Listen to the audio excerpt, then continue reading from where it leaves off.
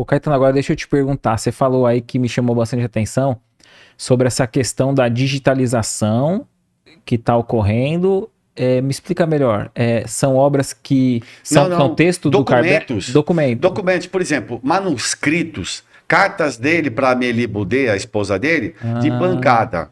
ah, Documentos, por exemplo, dele, o Allan Kardec, o jovem Rivail, que de 19 anos já dava aula em Paris. Ele, com 19 a 30 anos, fazia parte de mais de umas 15 sociedades. Ele, assim, era um cara fenomenal. Ele não parava de produzir. Sempre escrevendo para facilitar o conhecimento humano. Ele queria ajudar as pessoas a entender, compreender melhor. eu vi que tem livro dele que ele lançou com 22 anos de ensino gramatical da França. Sim, sim. Aritmética, gramática. A língua francesa ele dominava muito bem. O alemão também, alguns outros idiomas. Mas, assim, ele era um apaixonado em ensinar.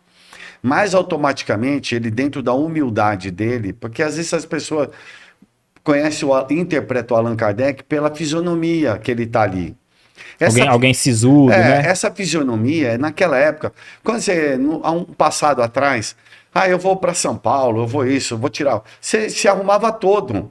Era normal. E de fazer pose, isso e aquilo. Agora a gente faz selfie, faz isso. Foi o Einstein que começou, né? Com a língua para fora? O Albert Einstein. Então, assim, mas o Einstein já era mais desencanado, né? É. Mas o francês é um povo mais reservado, apesar que o alemão também. Mas então ele tem aquela figura que parece que ele é um cara fechado, sisudo. Muito pelo contrário. Ele é um cara que está a todo instante produzindo algo para ajudar na educação da França. Da França, eu não estou falando de Paris, não, hein? A mãe dele, quer ver o dado importante? Ele, dos 3 anos de idade, o pai dele some da vida. Ele foi criado pela mãe, pela avó e pelo tio. Olha só. Então, pela mãe, pela avó e pelo tio. O tio, sabe quando a gente aprende dentro da doutrina espírita, ou da história do espiritismo, que o tio deu um golpe nele lá, deu um desfalque nele? Porque o tio jogava muito. Então, aí quando ele vai para Iverdun, ele já não tinha pai, o pai sumiu. Mas por que o pai sumiu? Tem hipóteses aí. O pai do pai, o avô, ele, por conta de política, ele foi considerado contra-revolucionário. E naquela época, cortava a cabeça. Foi para a guilhotina. O pai, eu acho que com receio, ele era um juiz, presta atenção, juiz do exército. Não era um juiz da jurisprudência, não. Era um juiz do exército, onde ele fazia os diálogos entre as pessoas que houve algum problema para poder acertar. Ele arbitrava aquela situação. Então, ele trabalhava nesse aspecto, no exército. E ele, quando some, não sabe se some de medo de morrer, mas eu sei que mais tarde, isso já quando ele vai morrer pobre, ele vai morrer 600 quilômetros de Paris. Allan Kardec. Não, o pai. Com uma família diferente. O Allan Kardec, o menino Allan Kardec, o jovem Rivail, vai para Iverdun, junto com a mãe, com a avó e com o tio. A mãe tinha uns bens, vendeu alguma coisa, ficou morando com ele em Iverdun. Os 3. Ele era paparicado pela mãe, a mãe tinha uma proximidade muito grande. Volta para a França, já com seus 18 anos, aí ele vai dar aula.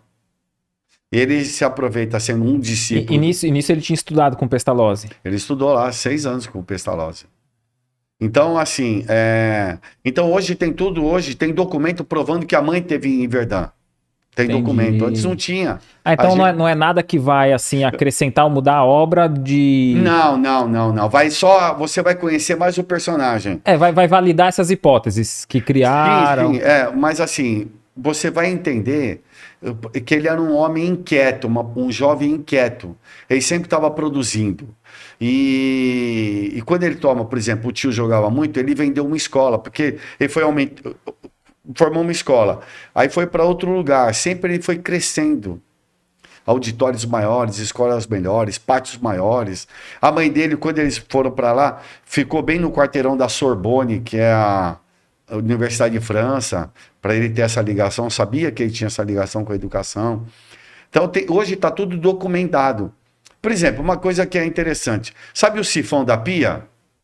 Ele é um inventor. Tem documento. Olha, não tem sabia. documento. Que legal. E ele ganhou essa patente, ele patenteou durante 15 anos, não ganhou um centavo. Mas ele patenteou, tem documento disso. Ah, que legal. Então ele sempre procurava o bem social.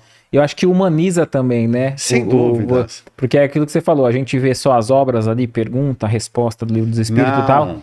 Mas eu acho que nessas trocas de cartas você vê mais o lado humano lado da pessoa. humano. Onde ele frequentava, não deixava de frequentar um presídio. Não deixava de ajudar as pessoas, de dar um dinheirinho, de dar isso, uma Sim. colaboração. E ele não tinha dinheiro assim, não. Tanto é que ele tinha que ficar se virando, saía de um lugar, ia para outro. Aí quando fechou a escola, ele foi trabalhar em teatro.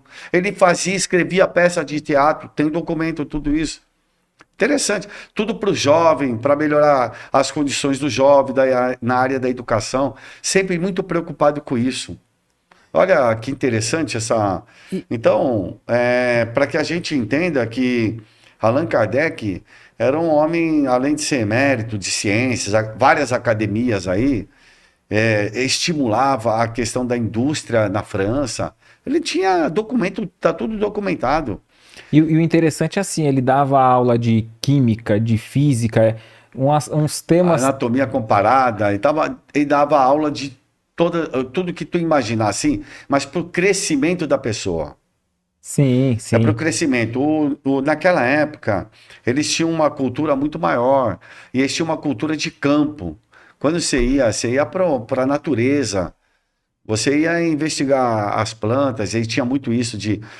Isso ele pegou muito com Pestalozzi, né? E ele tinha muito esse negócio de colecionar plantas, animais... Ele tinha muito isso, Como um hobby muito também. envolvido com a natureza. E querer saber o nome, isso, aquilo. E é interessante que ele se desenvolve ali já com o espiritismo, já numa fase madura, né? Em que ele vai ter contato. Anos, ele vai estar com 50 anos não, até com 52 anos. Mas ele era um cara cético nesse aspecto. Estão falando, tem mesa que está dançando, mesa que está isso e aquilo. E aí ele começou, outros investigaram, outros já tinham feito pergunta, e aí no final um amigo dele que tinha um forte vínculo com o magnetismo, né? Que ele era magnetizador, como o Allan Kardec também era um magnetizador, né? Então ele tinha aí essa pessoa convidou ele, que é o Sr. Fortier, aí ele foi fazer as investigações, e aí aí vai interromper o materialismo, que nós falamos que é o fim do materialismo, né? Porque assim, vem numa toada, né? O conhecimento ele é linear. Então, até chegar no Espiritismo, vieram muitos falando sobre as coisas que não eram da matéria. Vários filósofos vieram falando sobre isso, vários cientistas. Aí até agora, vamos esclarecer de vez, vamos racionalizar essa coisa? Vamos. Aí ele vem, uma ciência de experimentação, de onde você vai repetir os fatos, mas o conteúdo que vai ser importante. E o interessante é que, assim, ali ele usa o pseudônimo, né? Sim. De Allan Kardec, e depois pode até me falar o porquê desse nome, mas, quer dizer, ele não ficou conhecido na França por conta disso. Quer dizer, ele como o professor Rivail, ele já era muito bem quisto, né? Ele já era alguém conceituado, já era alguém de respeito, né? Ele de forma nenhuma ele foi tirar proveito de alguma coisa, né? Não, muito pelo contrário, ele só perdeu. Ele só perdeu. Materialmente, né? Porque a gente está saindo do iluminismo, o materialismo estava ali gritando o positivismo com Augusto Comte, onde a ideia da razão, eu quero ver para crer, eu tenho que testar, eu tenho que... E aí vem ele falar sobre espírito, reencarnação. E ele era um homem da Academia de Ciências. E aí, tanto é que ele é mandado embora. Aí é mandado embora de tudo quanto é canto.